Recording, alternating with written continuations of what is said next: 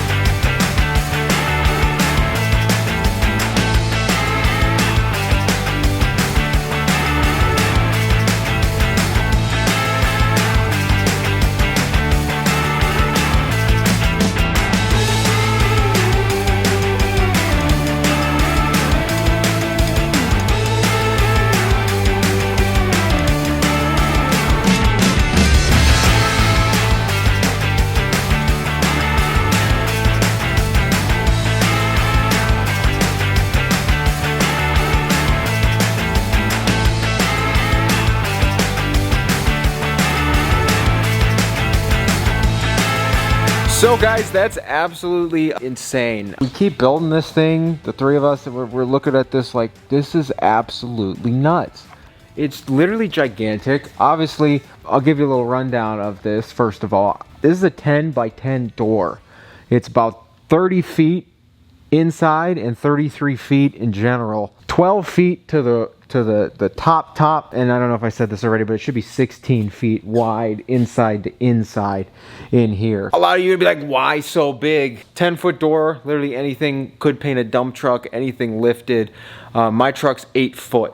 So anything bigger than that, I could fit it in here too. So that's kind of what I was, first of all, basing it off of. But next, the lengthwise, a crew cab long bed truck, I believe is 26, 7, or 8 feet. It's pretty long. So I wanted to be able to fit that in here, no problem. And the width-wise, I want to be able to, if I needed to open the door on something, be able to walk around it as well. There's no reason in squeezing yourself into a tight space, especially if you have the space. I wanted more space than I really needed, because it's just going to make my life easier down the road. And especially with that Bronco, kind of the whole reason why this is going on, because I wanted to paint that thing, and I wanted to paint it really nice. The blow-up booth just wasn't cutting it anymore. The zipper got all, you know, clear coated. It kind of didn't even work. The door kind of fell off because the zipper got all snagged on that side. Bunch of holes, tape it up. I wanted something more permanent because we always had to move stuff around just to paint a single thing. So I'm going to show you something real cool real quick. Here's actually, I talked about this at the beginning of the video, but here's the color the Bronco was going to be painted. This is called Canyon Ridge. It is a Ford Escape and Ford Explorer color. It's actually quite sharp, and look at that. Look at that. Now, the color it's actually going to be painted is underneath these towels. I split this panel in half trying to decide if I was going to keep doing this or I was going to mix it up with this. And the color it's actually being painted is right here, but we're going to keep that for another day. And like I said, one of the reasons why I kind of opted to not go for this Canyon Ridge brown, it does kind of give you an orange effect in the sun. Toyota brought their brown back. Chevy brought a brown out. Brown was coming back into circulation again, simply put, and I didn't want to put that on the Bronco and not have the same effect because I was slow at doing this and getting it, being able to be painted. So I didn't want to just be behind at that point. So we're going to do something completely different, completely unique, and completely awesome, and that Bronco is going to be... I promise it's gonna be just nuts. Also, I guess another question, if someone's gonna ask, why this? Because steel studs, expensive. Whole actual paint booth, expensive. Sheet metal, expensive. Barn siding, like the metal shop siding, expensive.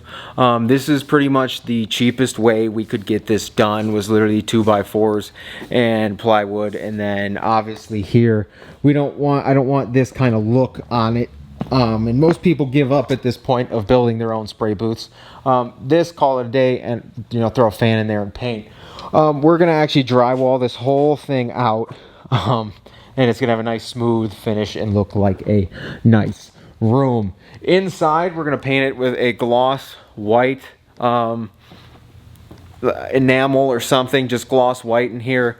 And then the outside is gonna be painted black. As again, a lot of paint, a lot of everything. But I wanted a finished look, kind of like a permanent looking room, although it's just a free structure we made, but I wanted it to look like it belonged and not out of place, and I wanted it to be nice and worth the time of building. And let me tell you, I think we've had the start of this thing framed for about 4 months now, so finally getting to this point is actually quite exciting. I put a man door on this side, so just picture this in there. You can look through the window and see that. I also picked a window here that does have a screen, so if I needed more airflow, I can open this up, put a vent in there, a filter, inlet more air if I needed. So you can look in there, see that, and you could just walk right in here into the booth.